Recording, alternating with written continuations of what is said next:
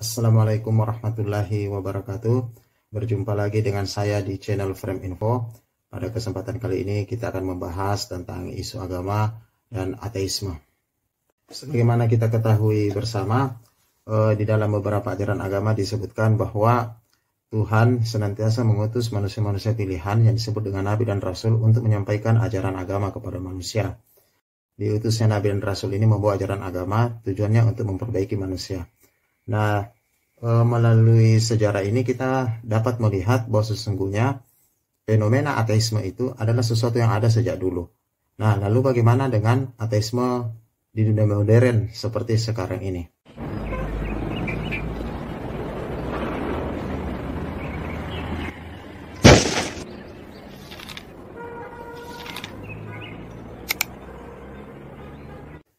Di dunia modern seperti sekarang ini ternyata ateisme itu atau ateis itu juga mengalami perkembangan di masyarakat.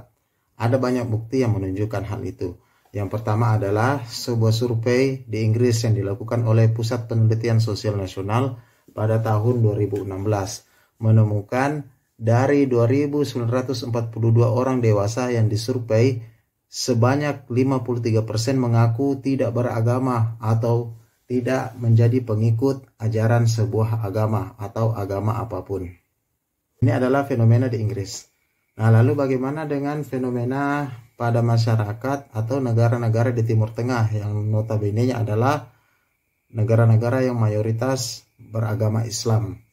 Nah, salah satu peneliti bernama Sumanto Al-Qurtubi dalam opininya menjelaskan negara-negara Timur Tengah justru mengalami perkembangan ateis.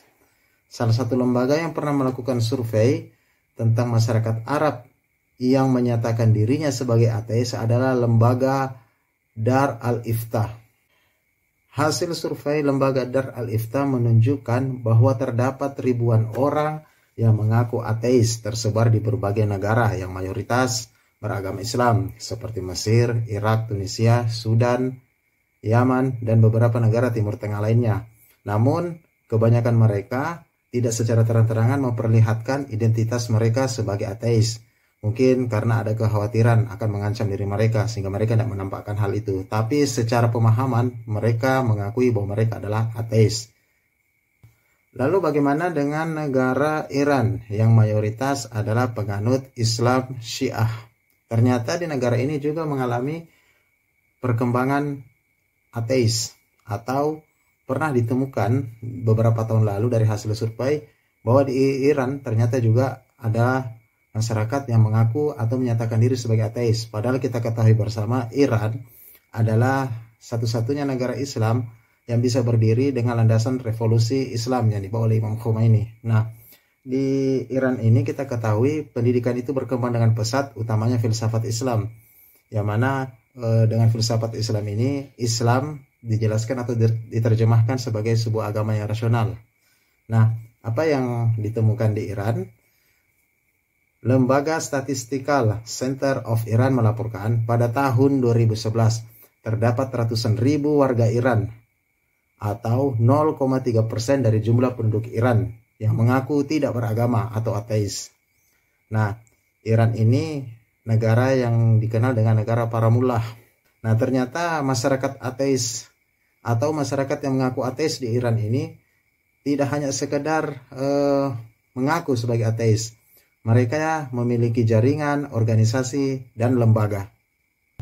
Lalu terdapat pula fenomena ateis di beberapa negara-negara seperti di Jepang, Kanada, Korea Selatan, Inggris, Belanda, Italia, Estonia, Jerman, Prancis, dan Uruguay. Nah, masyarakat di negara ini kita ketahui bersama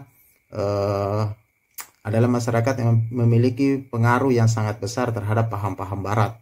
Nah, beberapa tahun yang lalu atau 100 tahun yang lalu, masyarakat di negara ini dikenal sangat menganggap agama itu sebagai sesuatu yang penting atau bagian yang penting dalam hidup mereka. Tetapi sekarang dilaporkan justru di negara-negara ini tingkat kepercayaan kepada agama begitu rendah. Tapi uniknya adalah negara-negara ini memiliki sistem pendidikan dan sistem sosial yang kuat. Termasuk tingkat ketidaksetaraan yang rendah, dan semuanya secara relatif memiliki penghasilan yang mencukupi atau mereka adalah kalangan masyarakat sejahtera. Salah satu akademisi dari Selandia Baru mengatakan, masyarakat-masyarakat yang mengaku tidak beragama atau ateis ini, mereka memiliki karakter atau ciri pemahaman, mereka tidak takut dengan apa yang akan terjadi pada diri mereka di masa yang akan datang. Namun sekalipun ateis ini tetap bisa hidup dan berbaur di tengah masyarakat, mereka harus melawan bawaan budaya yang mereka miliki. Salah satu bawaan budaya kita atau masyarakat pada umumnya itu adalah menganut agama. Nah, namun manusia secara alamiah selalu ingin mempercayai bahwa terdapat sesuatu yang lebih besar, yang lebih kuat di luar dari diri mereka. Dan mereka selalu ingin hidup ini tidak dijalani dengan sia-sia. Nah, secara pemikiran manusia itu akan selalu merindukan tujuan, penjelasan tentang seperti apa hidup ini ke depannya. Nah, salah satu hal yang bisa menjawab itu adalah agama. Sehingga di setiap waktu, agama itu senantiasa memiliki peran terhadap pemikiran dan kehidupan manusia.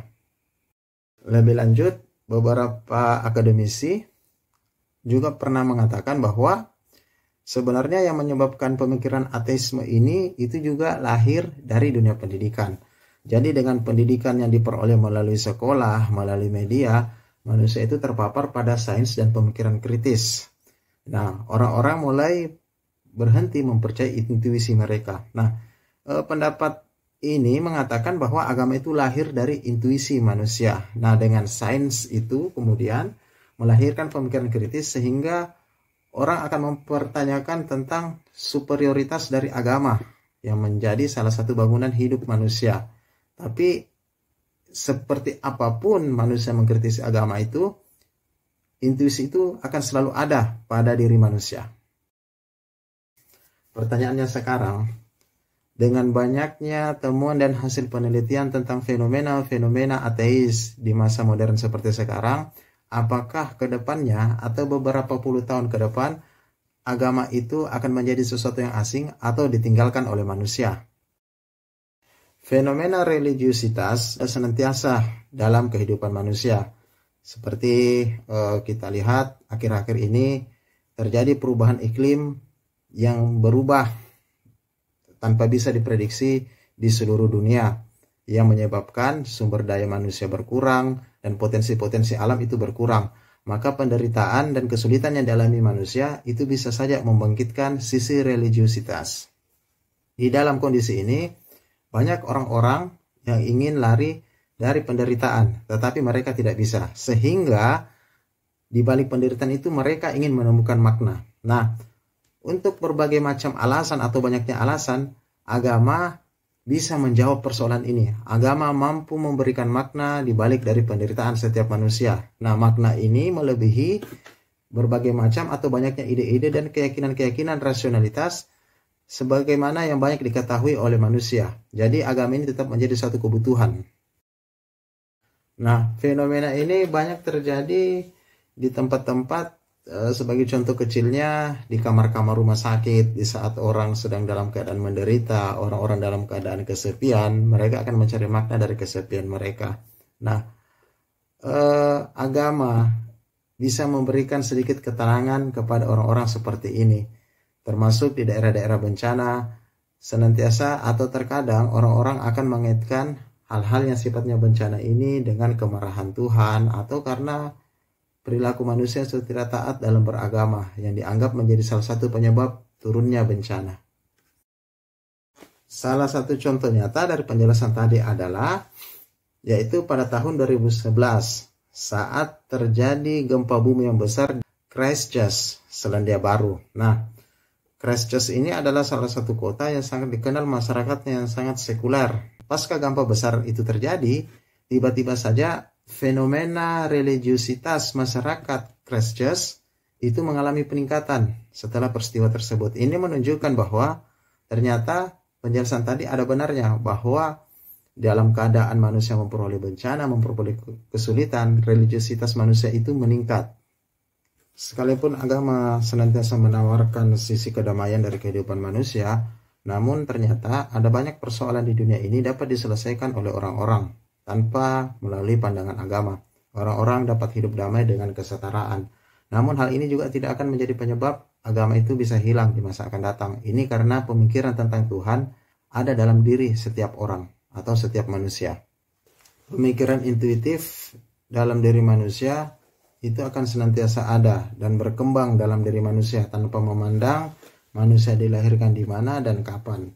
Hal ini juga dianggap sebagai salah satu cara manusia untuk bertahan hidup.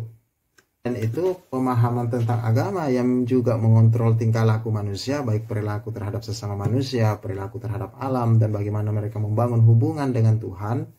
Itu juga membantu manusia untuk senantiasa hati-hati dan waspada. Jadi dengan adanya hal ini manusia dapat menemukan makna, tujuan mereka hidup, dan sampai di mana kehidupan ini akan berakhir. Manusia bisa menjawab persoalan itu.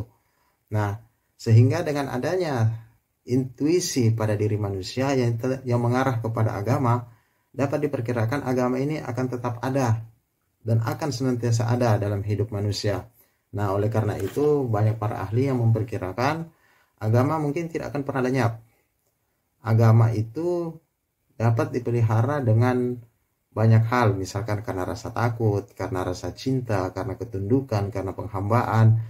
Dan agama melalui pandangan-pandangan ini sangat berhasil mengabadikan dirinya dalam setiap peradaban manusia. Agama ini bisa dikatakan adalah sebagai sebuah konsep yang sangat tua dalam peradaban manusia. Konsep di mana manusia sadar bahwa ada sosok ilahi yang maha kuasa di alam semesta tempat mereka hidup. Hal ini kembali saya katakan adalah dibuktikan dengan banyaknya temuan-temuan artefak-artefak peradaban manusia di masa lalu yang ketika kita lacak itu sangat terkait dengan keyakinan dan kepercayaan manusia terhadap sesuatu di luar dari dirinya yang mereka sebut secara umum disebut dengan Tuhan. Dan disinilah agama itu senantiasa berada di dalam setiap manusia dan di dalam peradaban manusia. Ketika manusia berhasil membangun sebuah peradaban, agama tidak akan ditinggalkan dan dianggap sebagai ide yang sudah usang atau asing. Justru dalam beberapa bukti peradaban yang ditemukan, agama ini memiliki tempat yang sangat terhormat dan sangat istimewa dalam sejarah manusia. Jadi bagaimanapun juga, jika kita melihat ke masa lalu, ya kita akan melihat bahwa agama bisa menjadi landasan peradaban manusia. Dalam perjalanannya manusia bisa memahami sosok Tuhan, memahami semesta, memahami makna mereka untuk hidup, dan kemudian hal itu juga diperkuat dengan agama bisa menjadi sebagai sumber pengetahuan untuk membangun peradaban. Nah, jadi kesimpulannya, kedepannya agama tidak akan pernah hilang dalam kehidupan manusia. Agama akan senantiasa mengiringi perkembangan dan kehidupan manusia. Demikian pembahasan kita pada kesempatan kali ini. Terima kasih sudah menonton video ini. Assalamualaikum warahmatullahi wabarakatuh.